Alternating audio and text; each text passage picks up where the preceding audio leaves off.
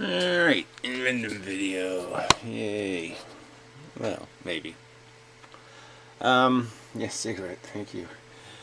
Thank you. Anyway, okay, enough of that crap.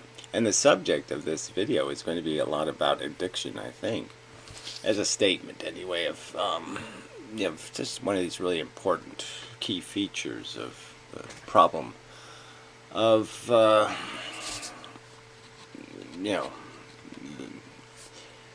fucks with our head, and that's what life is. Life is, we're addicted to it. Once you're alive, you're conscious, you are compelled to maintain yourself, protect yourself. And there's no way not to be able to associate death with the ceasing of your addiction. It's like you can't get to the food anymore, you can't get to the water. It's hard to imagine it any other way, as being nothing but a deprivation of your need to have these things satiated. Sorry about the thump. Camera angle and whatnot. So much to consider. So Christopher 7 made a video responding to a Sarah on comment, which is sort of interesting, just old school kind of YouTube, and it revolved around this idea of being able to say my life was not worth living. And we can't really say that. I mean, once you're alive, you're just stuck with this impression of the preciousness. You're just tied to the fact that you do find things attractive, you do find things beautiful, they're compelling. Like the chemical nicotine is just, if somebody just take a cigarette and just cut it into little pieces with a scissor, it'd be like, oh, what a tragedy, it didn't get smoked. It's a pleasure device of some kind, and it just seems horrible. If I can't smoke it, or somebody didn't smoke it, it was just such a waste, a tragedy. And that's so much of our psychology.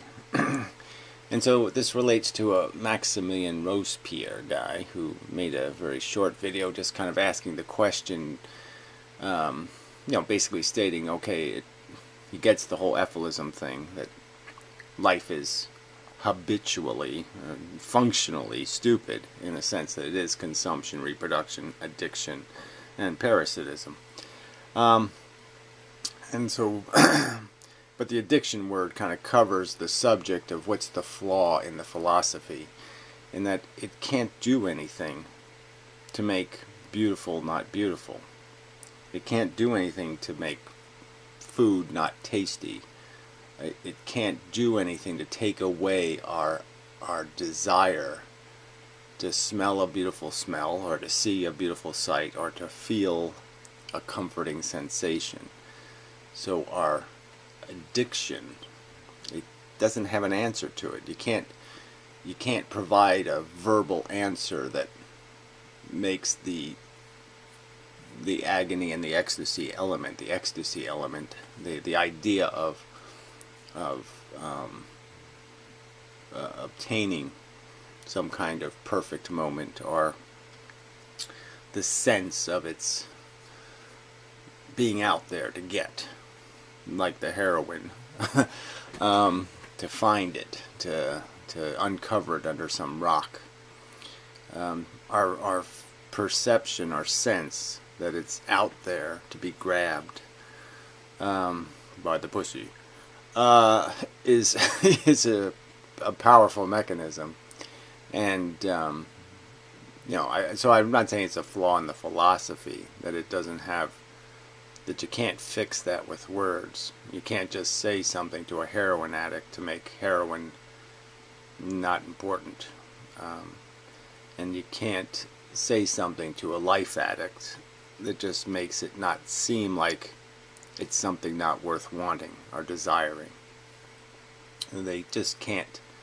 You can sort of see it as a mind game, but you can't see it as a sensation. You can't sense the futility of your existence. You can only kind of understand the futility of your existence. And that's what makes all of this, it makes it difficult to explain the circumstance, to explain that the rose has thorns and that the rose will die.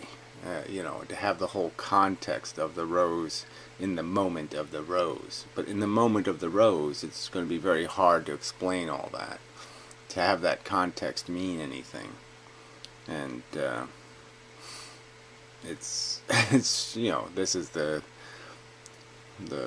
challenge of philosophy and even politics, is to make something in the future, a goal, understandable as valuable when it doesn't have any, when the immediate product is something not pleasant or not good, and that you have a good that will be the byproduct of action now that will not be pleasant.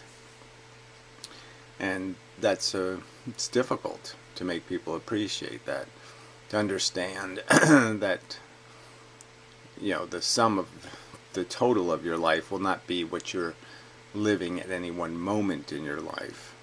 Your life is pretty much what's happening now. It's not the past or the future. And so unless you're having this conversation with somebody on fire, or whose skin is all burned off, or they got flesh-eating disease, it's a more complex and difficult argument to make.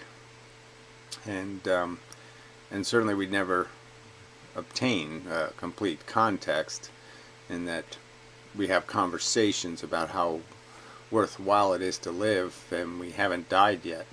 And we haven't watched what happens after we die. We don't have any of this full context. Carrie Fisher might have been somewhat depressed about her death on the airplane, if she saw it and had to, could see the experience of it in context, could see the grief of her mother, and then watch her mother die would make it even more contextually difficult. You could imagine that would not be something she might wish on somebody. Oh yeah, let's do that again. That was a fun ride.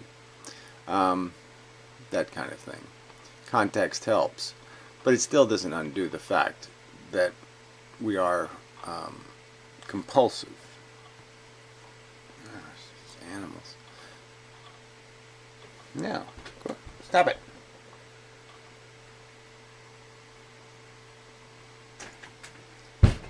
Eat somebody else's house. Sorry. It's just distracting when you have things chewing on your house. Anyway, it's just trying to eke out a living also, moment to moment. It's just brutal out there in the real world.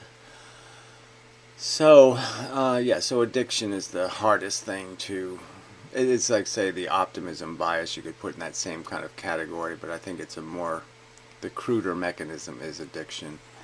And it's hard to talk somebody out of that perception of their need. Their need seems real and visceral, and mere words just, for most people, I suppose, don't suffice, and they maybe perhaps need some kind of more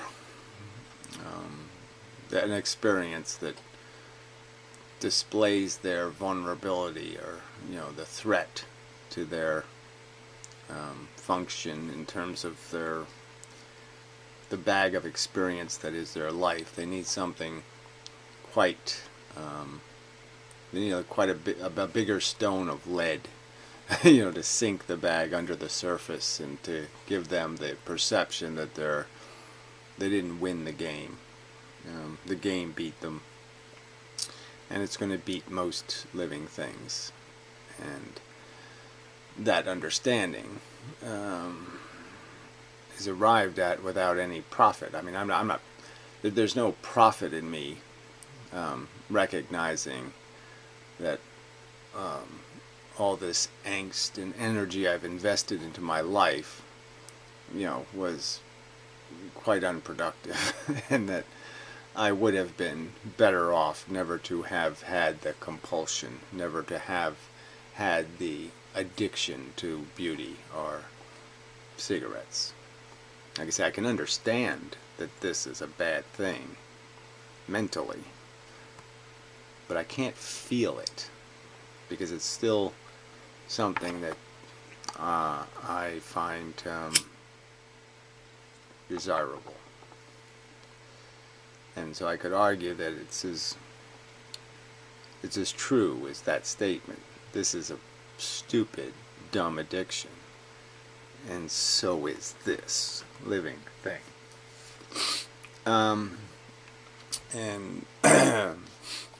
But knowing is not necessarily feeling, and people live by what they feel, which is a problem.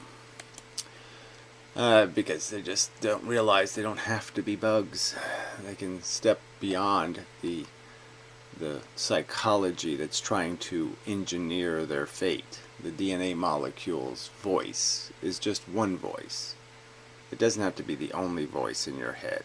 You can have better voices in your head, giving you some context and helping you understand that advocating for life means that you're advocating for the average life in a sense. The average life now is born into poverty, and I don't think you'd want to live that life.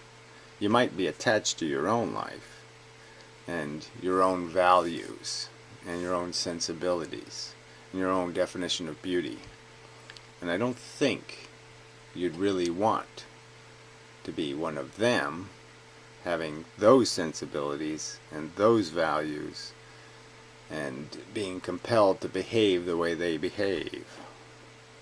I don't think so.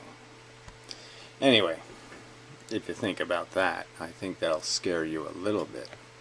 Being the average human. Go look up what the average human is and say, do I want to be that? Anyway. So then we have the Volkshood guy, so we might as well do some more of his rubbish. And it's supposed to be his last comment, which is fine, because yeah, I have no use for him. Okay, between accusing me of being a pedophilic artistic savant and your clear inability to contain your own emotions, I have no reason to contain my emotions. They're part of who I am. It's like a little whistle goes off, and you say, oh, the whistle went off. It's information. An emotional response is information. Sometimes I know my emotional response is useless, and sometimes it's perfectly consistent with some real emergency. So it's worth having, it's worth expressing. I don't see anything wrong with me flavoring my expression with my own sincere and real emotional response. What's the big deal? Why is that any business of yours? You know.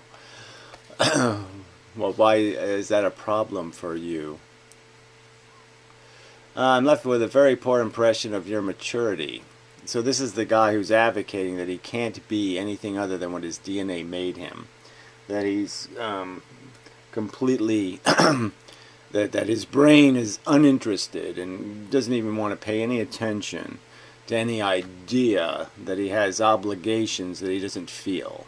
If he can't feel an emotion, then he can't construct an appropriate response or behavior. And he certainly can't advocate for anything that he's not emotionally comfortable with, because he's a bug. And he can only do what the bug brain's response is. Something like that anyway. And he's going to accuse somebody else of being immature, when he's basically saying, you know, I have the mind of a child and I can never grow up. Your mocking tone of voice in reading my own words is also incredibly childish.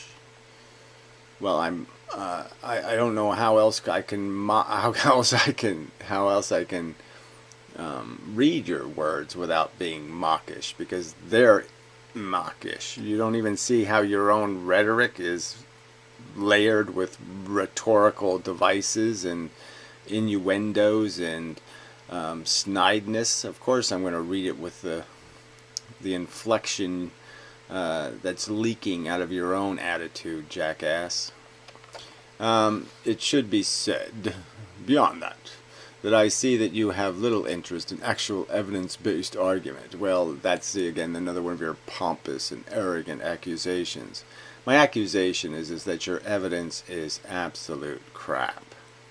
That's the truth of it, okay? You think this psychobabble is the truth. Well, that's your right. You can go ahead and think that. But I think the counter-arguments exist. And especially when it comes to this, the idea of, social studies. Social studies is probably a good word for it. Where people try to pigeonhole reasons why people do something. Oh, well, black people are criminals by nature. We won't pay any attention to people being raised in poverty being criminals. This kind of bullshit. So, yeah, you tell me that you have the truth on those subjects. You know what the real psychological impacts are, and you know what the real causes of aberrant or socially destructive behavior are, because you're a real scientist. Now, sorry, you're full of shit. Although it is true that prison populations have a very high proportion of low IQ people within their confines. Yes, that's true. It could be the cause of something. This stupidity thing could be a cause of crime. This is only due to lower IQ people possessing a lesser degree of impulse control. So this is even a whole thing here, impulse control. No, it's knowledge control. You have to know something to act on it. You have to know how to bake a cake to make a cake. That means you have to know how to read the recipe. There's all kinds of rules that have to go into it before you can make a cake. You have to have a certain kind of competence. And they lack the competence. It's not that they lack the ability to put a spoon in their hand and stir. No, they can do that. They just don't know when you're supposed to do it or what's supposed to be in the bowl when you're stirring. Idiot. As well as diminished ability to hide their crimes or at least commit said crimes in such a way as to not be imprisoned. Oh, that's it. Yeah, so they're stupid in the fact that they're doing something socially dumb, something they should be able to figure out is not a smart thing to do. And then they're doing the dumb thing in a dumb manner that gets them caught. Well, these are both true, but this is another one of those arguments you can make about, well, couldn't that just be because of the consequence of this exaggerated ego thing? It's not that these people lack empathy, it's that they have an exaggerated sense of self-importance and they think they can get away with anything. Donald Trump, so to speak. And in some cases they can, like O.J. Simpson, so to speak. This is what is known as low-functioning psychopaths. Well, and then you have high-functioning psychopaths, and you don't hear how this is all just kind of psychobabble, and this has nothing to do with real human beings who can understand, like they can hear the words when they're a kid. Do unto others as you would have others do unto you, and they would say, well, that's just kind of a logically perfect kind of thing. Like, I won't shit in your face, you don't shit in my face. Yeah, that's pretty cool. I like that. That's a good idea. Yeah, come on. You don't need all this psychobabble to figure out that what you need is just a few good principled memes, and you can construct a pretty functional human being. Anyway.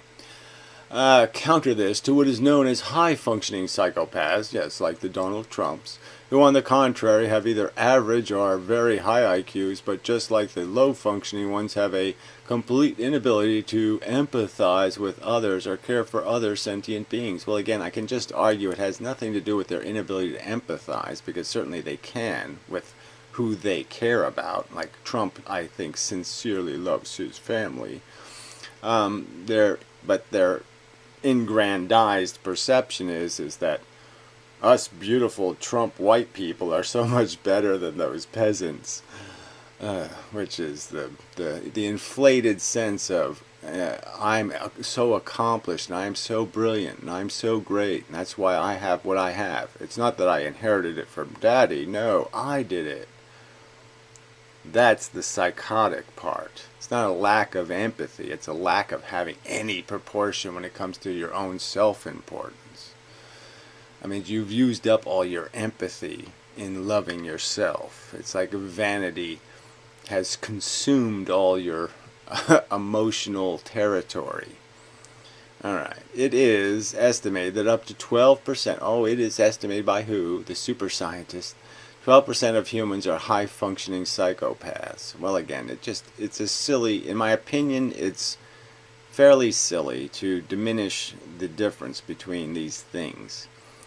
One could argue that maybe 50% of men have some sexual attraction to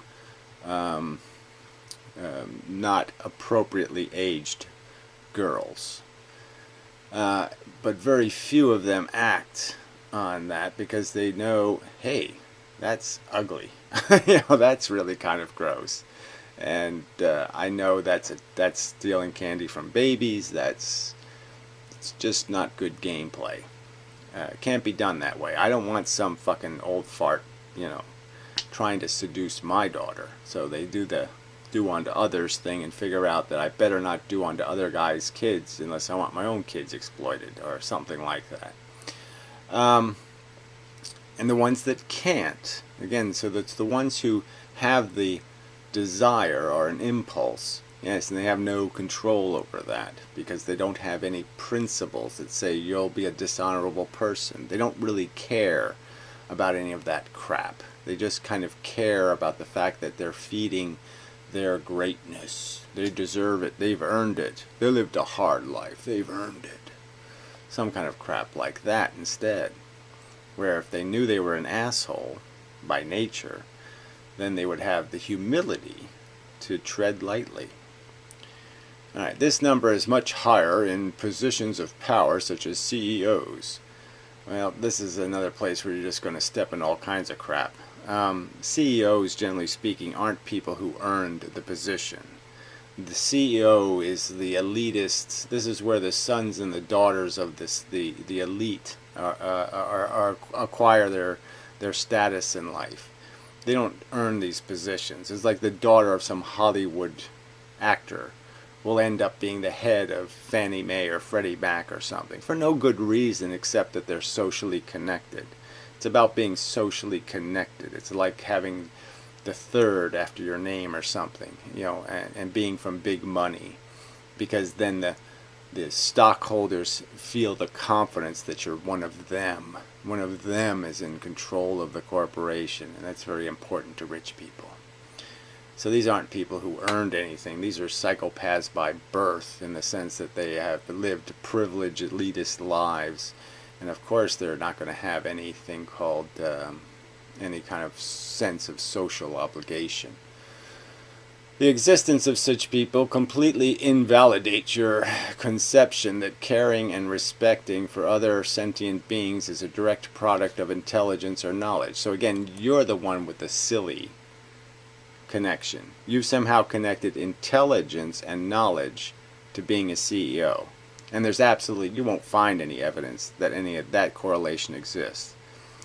CEOs, there's people working in the engineering department are hugely more intelligent than the CEO. Okay, the people who write Microsoft software have higher IQs than Bill Gates, you see.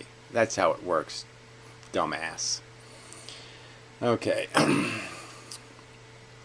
For such psychopathic people, high and low functioning alike are perfectly aware that other people are conscious feeling organisms. Let's see, try this again. Completely invalidates the caring and respecting of sentient beings as a direct product of intelligence and knowledge. For such psychopathic people, so they're, well, I don't even know, so they're intelligent psychopaths, so that's what you're saying. High and low functioning alike are perfectly aware that other people are conscious feeling organisms, yet don't care about the suffering they experience regardless. Well, again, I would argue that's only because they have a philosophy like yours. They're either Nietzsche assholes, right? They use Nietzsche to justify being a bug. And then they also have a philosophy in their head that they earned it. They can't be somewhere in positions of power if they don't feel like they earned it, because then it would be too daunting. So they have to have a rationalization that somehow tells them that they deserve their position, like a king. Somehow he has to think that somehow he earned the throne, when there's just no evidence that he earned it. You see? No, you don't see, because you're an idiot. The simple fact is that all evidence points to empathy, not... So again, all evidence. This is, you're such a... it's just so arrogant and obnoxious, like you have any such evidence. Points to empathy. Again, this whole idea of empathy, this is not a function. It's not a brain function, empathy. Empathy is a response. It's an effect, not a cause. Not being a direct function of the amygdala. The simple fact is that all evidence points to empathy being not only a direct function of the well, again, I would argue that the direct function of that organ is ego, not empathy. But whatever, who cares? And not the thinking, rational part of brain, that is being the neurocortex. Well, again, I wouldn't even argue that the neurocortex... See, everybody just makes these assumptions that this part's rational, this part's happy, this part's silly, and that's all bullshit pseudoscience. It doesn't have anything to do with reality. There's no way to test for these things. They test for them by poking a probe in and saying, how does the body respond? But the brain is a complex organ, and you can't test its function that way. Again, that's like me taking a metal stick and poking around inside of a computer. It's going to stop functioning for a lot of reasons, and it's going to do some weird crap, and weird shit will pop on the screen, and it doesn't have anything to do with that location. It has to do with the consequences that location is tied to a bunch of other stuff that's happening. It's networked. You can't test networks that are that complex. But is also simultaneously an evolved trait that would not exist in humans at all if it were not the selective forces of nature in our earliest ancestry. Well, again, you say the earliest ancestry, it didn't exist.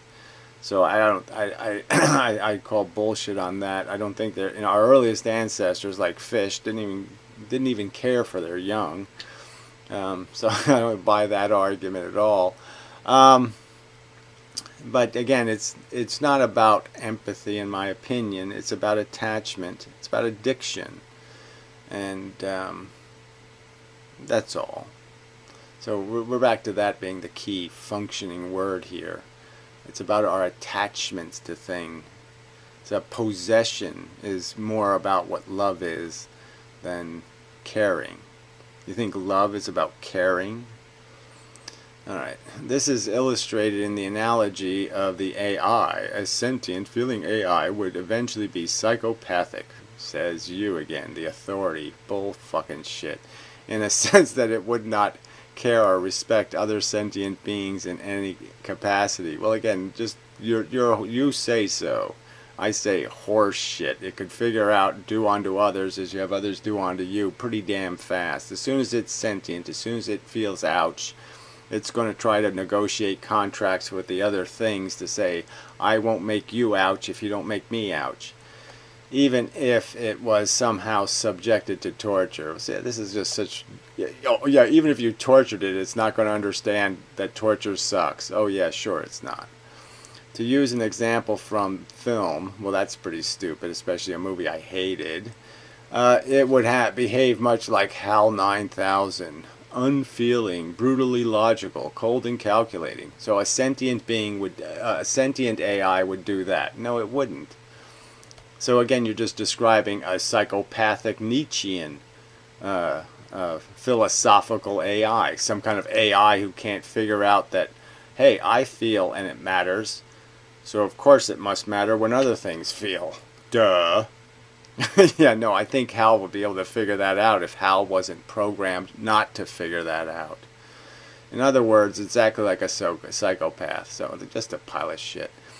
the AI would behave as such unless it was also programmed beforehand with a system of neural networks similar to the structure of the human brain that fulfilled the following criteria. Oh, what a pile of shit.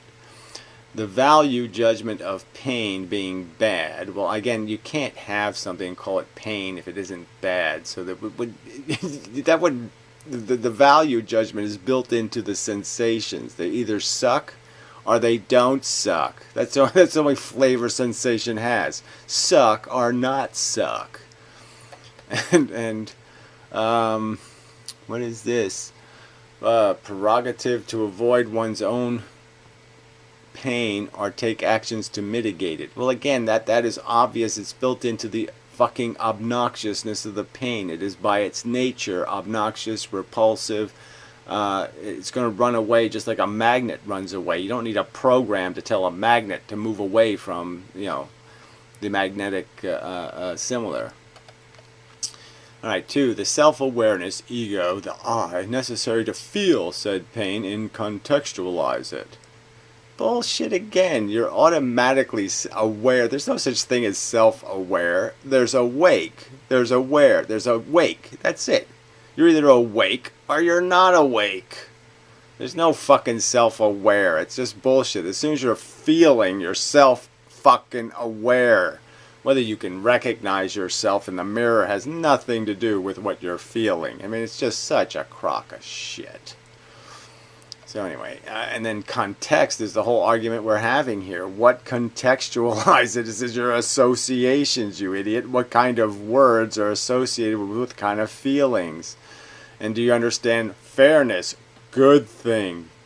Candy, nice, friendly, fluffy, good word. Unfair, bad, nasty, ugly. Razor blades in my anus.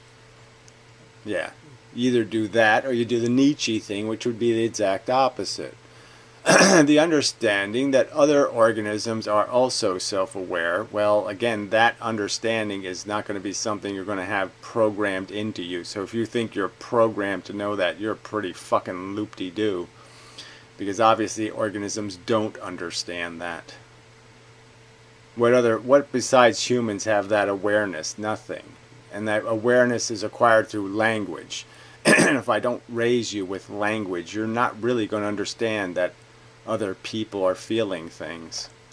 Ego possessing organisms capable of feeling pain. Well, again, that's a complex, total idea-based understanding.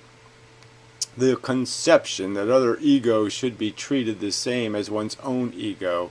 Now he calls that empathy. Somehow we have that built in. Absolute crap. We just service the vending machines in our life. If something gives us candy bars, then we try to make sure the candy bar machine doesn't get squished by an elephant. We just don't want our candy bar machine to be harmed. And as stated before, most of the devices in our life, most of the things we call friends, are really just shark food. We just watch what happens to them as protections for us. If we can sort of make the shark eat them instead of eating us, we feel like we've played a good game.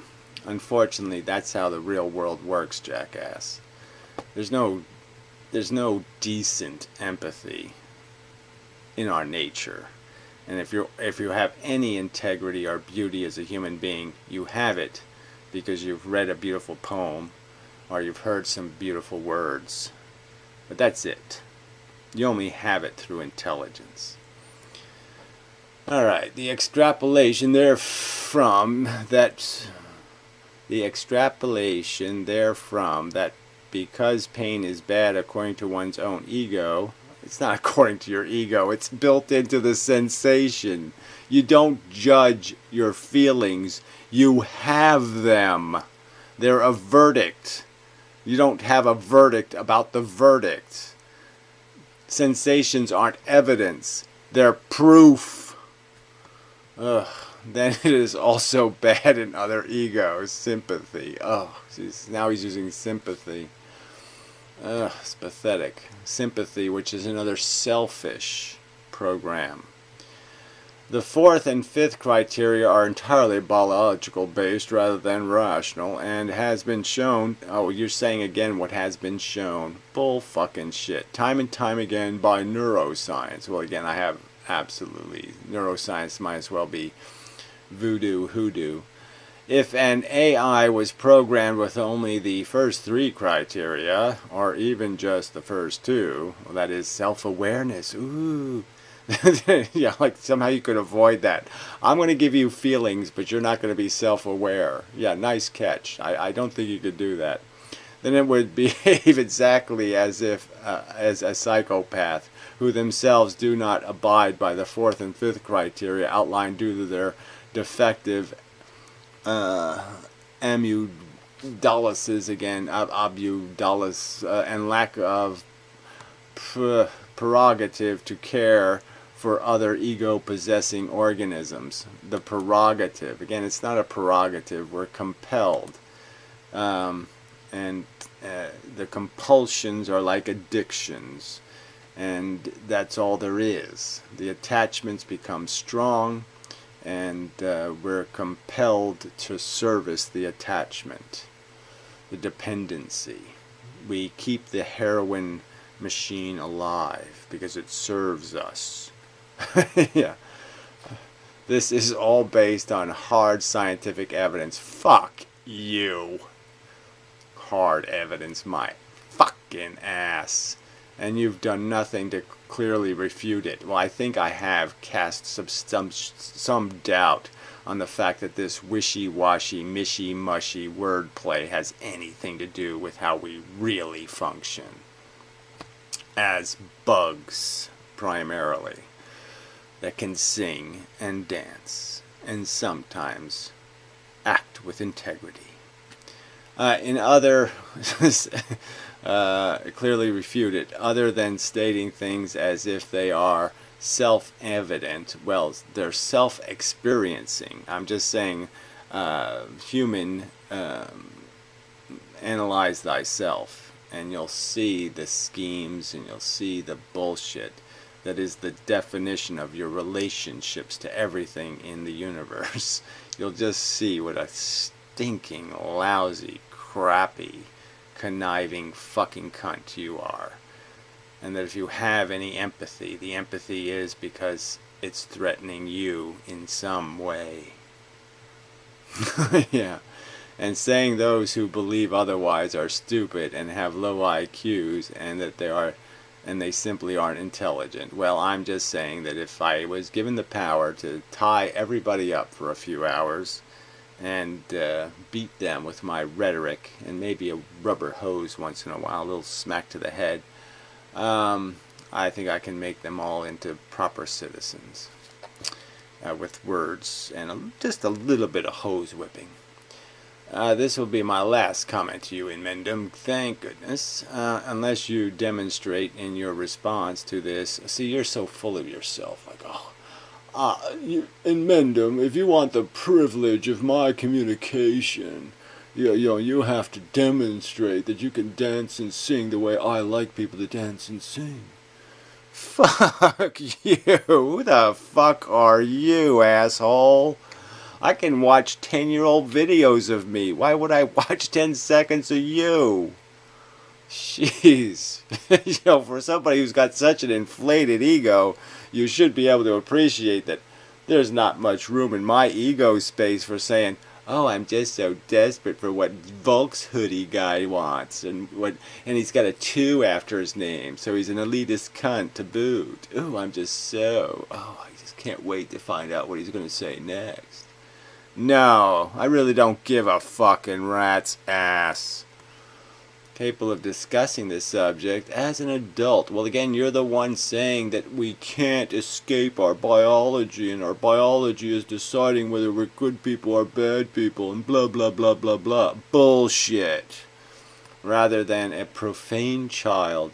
Well, the fact of the matter is I'm a shitty, lousy, rotten scumbag at heart. And I'm only using this verbosity to sound like I have some sort of character and decency. And it really is only because of the concepts. It's a fucking truth. Do unto others as you would have others do unto you is rational. Okay, don't make a mess. You don't have to clean up a mess. Oh, that's rational. My feelings aren't more important than his or her feelings. My broken leg isn't a special broken leg.